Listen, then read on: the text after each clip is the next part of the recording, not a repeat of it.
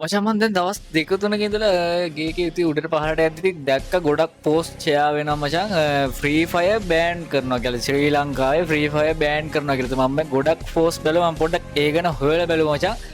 තව කියලා තිබ්බා අවුරුදු 18ට අඩු කට්ටියට ගේම් එක ගහන්න බෑ බෑන් කරනවා තානම් කරනවා කියලා දාලා තියෙනවා මචං. ඉතින් එහෙම කරන්න බෑ රජයට කිසිම අයිතියක් නැහැ මචං.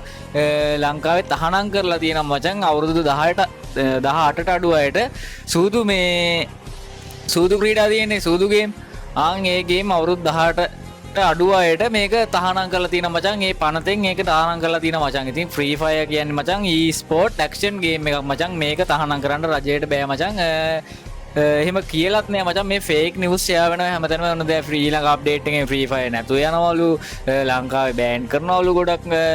ෆ්‍රී ෆයර් ලංකාවේ තහනම් කරනවලු බෑන් කරනවා මචං. මේක ෆේක් නිවුස් එකක්. මේ වීඩියෝ එක ෂෙයා කරපළ ඉතින් දන්නේ නැති කොල්ලොන් බලන්න. ඉතින් ගොඩක් කට්ටිය කලබල වෙලා සමහරු මචං account විකුණනවත් එක්ක ඔන්න මේ දැන් මේ බෑන් කරනවා මේවයි කිය කට්ටිය account උත් මචං ඔන්න විකුණන්න දාලා මචං මටත් inbox message දානවා මෙහෙමද කියලා මගෙන් අහලා තිබ්බා. ඉතින් මම ඒකින්ද මේ පොඩ්ඩක් හොයලා බැලුවා මචං. ඒ ගැන හොයලා බලලා තමයි මේ වීඩියෝ එක කරේ. ඉතින් මචං මේක ෆේක් නිවුස් එකක්. ඉතින් මේ වීඩියෝ එක ෂෙයා කරපල්ලා හැමෝටම බලන්න. ඉතින් රජය එහෙම කිසිම තීරණයක් කරන්නේ නැහැ මචං ලංකාවේ ෆ්‍රී ෆයර් බෑන් කරනවා කියලා.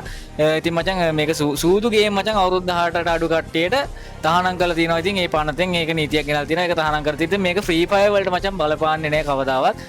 ෆ්‍රී ෆයර් කියන්නේ e-sport action game එකක් මචං. මේකට කවදාවත් බලපාන්නේ නැහැ. ඉතින් එහෙම තීරණයක් කරගෙනත් නැහැ. මෙන්න මේ ෆේක් නිවුස් යන ගොඩක් මේ පෝස්ට් යනවා මචං.